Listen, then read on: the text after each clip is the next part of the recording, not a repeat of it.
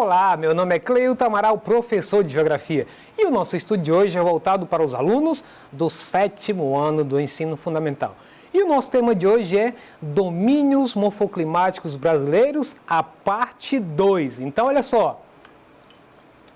Os domínios morfoclimáticos são grandes regiões delimitadas com base na presença de elementos em comum que formam paisagens homogêneas. Então, aí é um conceito que estamos revendo da última aula que tivemos acerca disso. Então, olha na figura do mapa que temos aí a ilustração junto com a legenda. Número 1 é o domínio morfoclimático amazônico. Número 2, domínio morfoclimático da Caatinga. Número 3, domínio morfoclimático mares de morros. Número 4, domínio morfoclimático do Cerrado. Número 5, domínio morfoclimático das Araucárias, mais ao sul aí do Brasil. E mais ao sul também é o domínio morfoclimático das pradarias. Muito bem. E aí vamos então dar uma reforçada ainda sobre a questão do domínio morfoclimático amazônico. Só em olhar pelas figuras, para explorar elas, você vai perceber que existe uma variedade de plantas. E aí, quando você adentra nesse universo, vai ver que não é só plantas que existe uma biodiversidade, mas uma fauna riquíssima também. Então, o que sabemos acerca disso? Complementando. Então, vamos mostrar algumas características biohidroclimáticas e fisiográficas desse domínio morfoclimático amazônico, que a gente já viu alguma coisa em aula passada. Esse domínio sofre grande influência fluvial, já que aí se encontra a maior bacia hidrográfica do mundo, a bacia amazônica. A região passa por dois tipos de estações fluvioclimáticas, a estação da enchida dos rios e a estação da seca. Então, quem mora na região amazônica conhece essa realidade.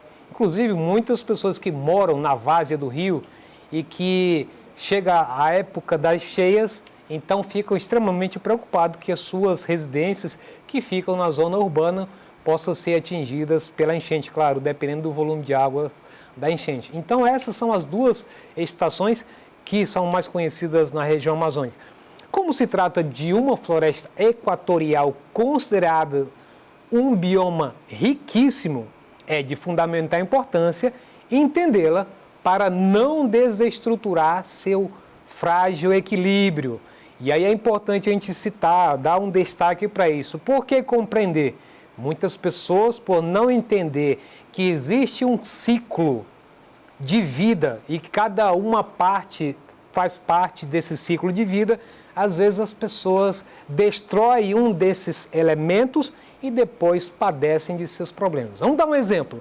Digamos que você resolva fazer uma caçada implacável contra os ratos em toda a cidade, pagando inclusive prêmios para que as pessoas tragam ratos mortos para você poder premiar.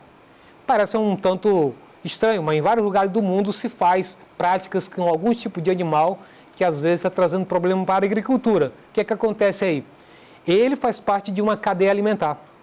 Logo, ou seus predadores, como cobras e outros animais que dependem da alimentação desse tipo de roedor, buscarão outras formas de alimentação. E aí, geralmente vão entrar dentro das residências atrás de alguma coisa para compensar aquilo que não existe mais na fauna que foi destruída, pelo menos naquele lugar onde foi proposto esse tipo de ideia. Então, vários animais no mundo inteiro, quando ameaçam as atividades econômicas dos homens, eles inclusive oferecem recompensas para que aqueles animais sejam exterminados na localidade.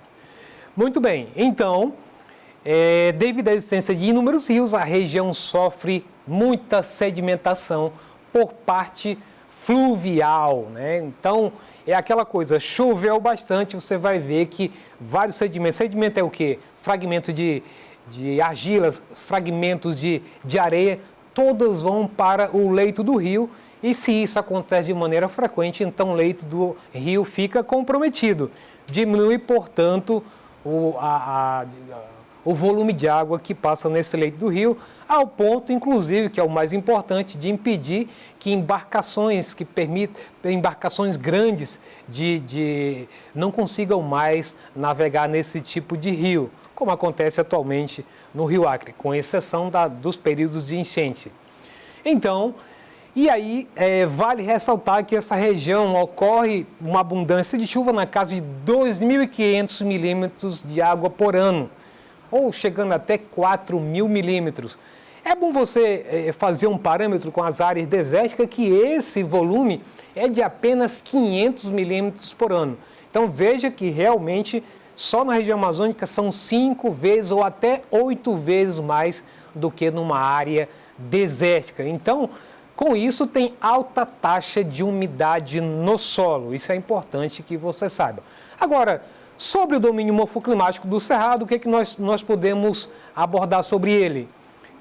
Centrado no Planalto brasileiro, o domínio do Cerrado é dividido pelas formações de chapadas que existem ao longo de sua extensão territorial.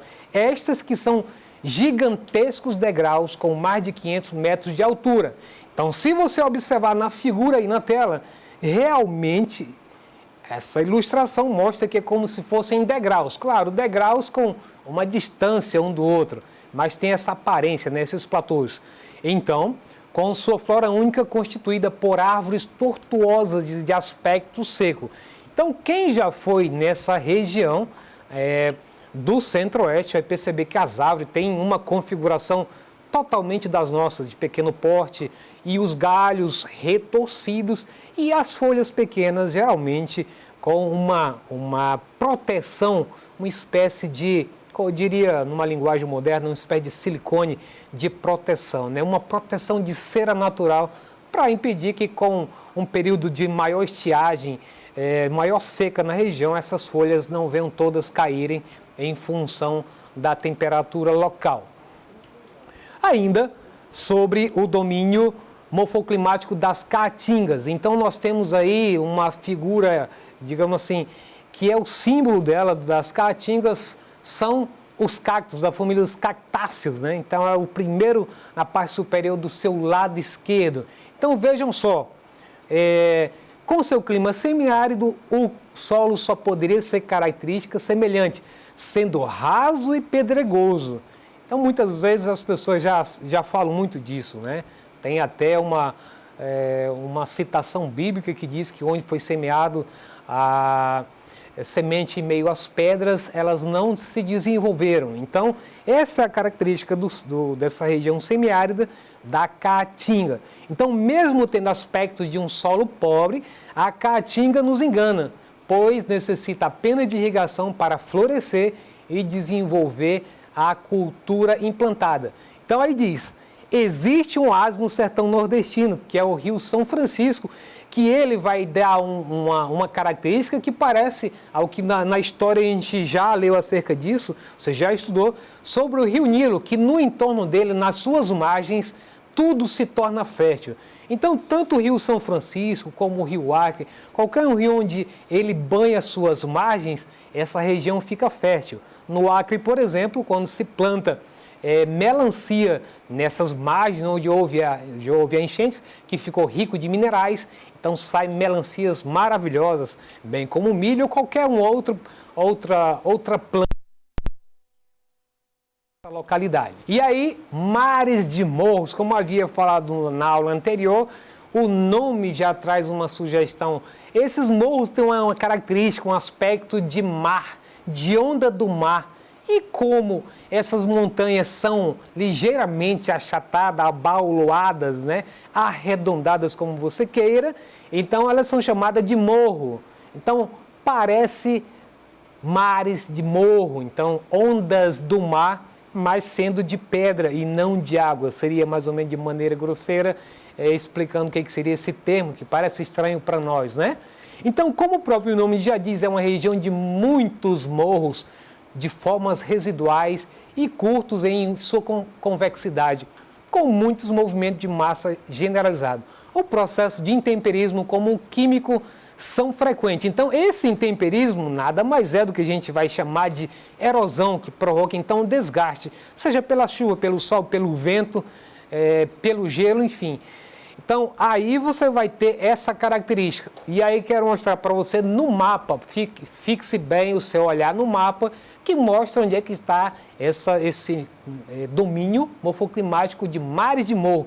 Fica em toda a parte litorânea, principalmente onde nós denominamos de Mata Atlântica, mata originária do Brasil na sua formação territorial, que foi totalmente, praticamente dizimada para a ocupação dos europeus. Muito bem. E aí, domínio morfoclimático das araucárias. Então, nós temos aí o pinheiro do Paraná, que é um símbolo muito importante, que inclusive é uma árvore bastante respeitada e preservada no lugar. Então, a mata de araucária também é formada por vegetação de perfil arbustivo herbáceo, com grande variedade de espécies de pequeno porte. E aí eu queria destacar para vocês algumas das plantas típicas desse domínio morfoclimático da araucária. O pinheiro bravo, o cedro rosa, o araçá, a imbuia e a erva mate, que inclusive é bastante consumida na região sul. E aí alguns animais da fauna, o mico-leão dourado, o gato mourisco, a cutia jararaca, o macaco prego, a jaratirica, o tamanduá, a preguiça de coleira, dentre outros animais.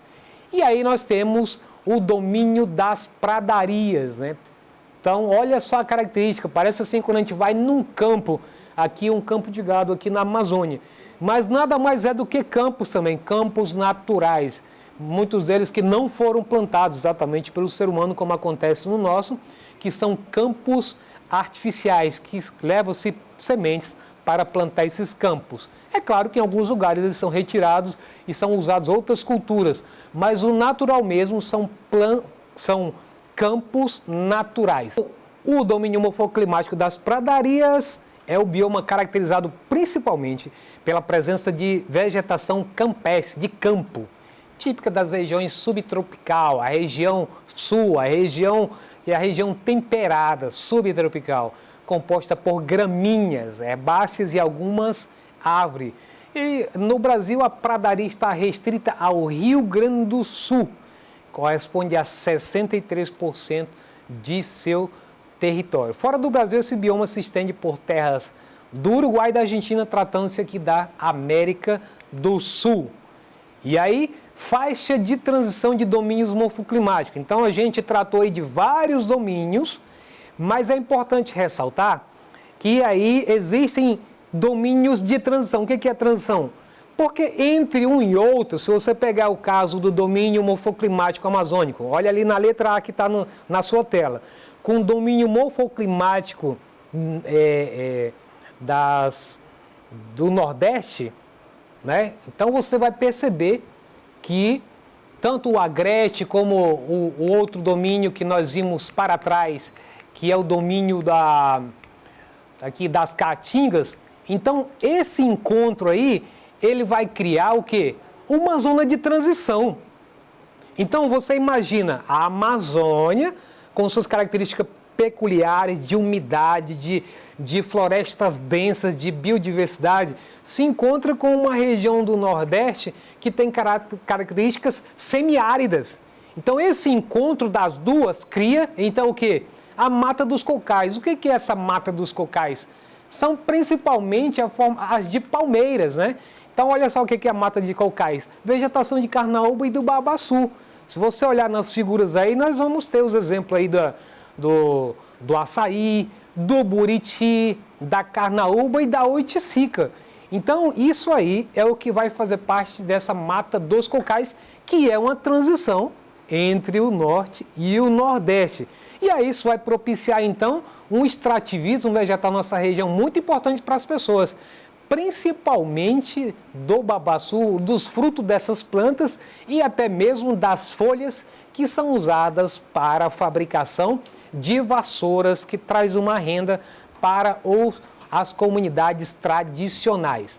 Então, a mata dos cocais, o agreste, temos aí então, o agreste é uma sub-região nordestina entre a zona da mata e o sertão.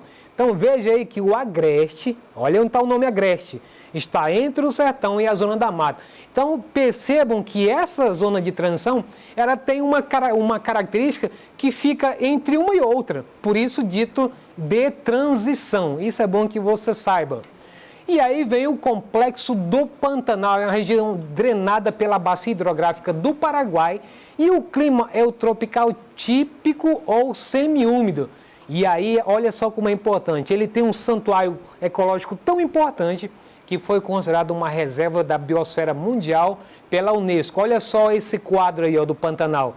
Então existe uma série de espécies animais e vegetais, mas que não é só um privilégio do Brasil. Está presente também na Bolívia e no Paraguai, mas lá é chamado de Chaco. É tanto que você for recorrer na história, vai ser chamado de Guerra do Chaco, que já houve uma guerra entre a Bolívia e o Paraguai, exatamente nessa região pantanosa do lado deles, tá certo? Então aí tem um panorama de várias espécies que depois você pode dar uma olhada com cautela, dando uma pausa no seu celular, no seu televisor. Vamos lá então, dar uma olhada agora no nosso exercitando. Olha só, a Mata dos Cocais, o Agreste Nordestino e o Complexo do Pantanal Mato Grossense, embora se localizem em pontos não complementares do território brasileiro, fazem parte de um mesmo agrupamento morfoclimático, que corresponde à área ocupada pelo domínio. Qual deles? Letra A, das pradarias. Letra B, dos mares de morros. Letra C, das faixas de transição. Letra D, dos cerrados. Vamos lá? Você fez sua escolha já? Se você disse que a resposta correta é a letra C, tá certo, das faixas de transição. Aqui nós acabamos de falar em nossa aula. Com isso, a gente encerra a nossa aula de hoje. Se você quiser acessá-la, basta acessar esse endereço eletrônico que está aqui embaixo. Com isso, um abraço e até a próxima.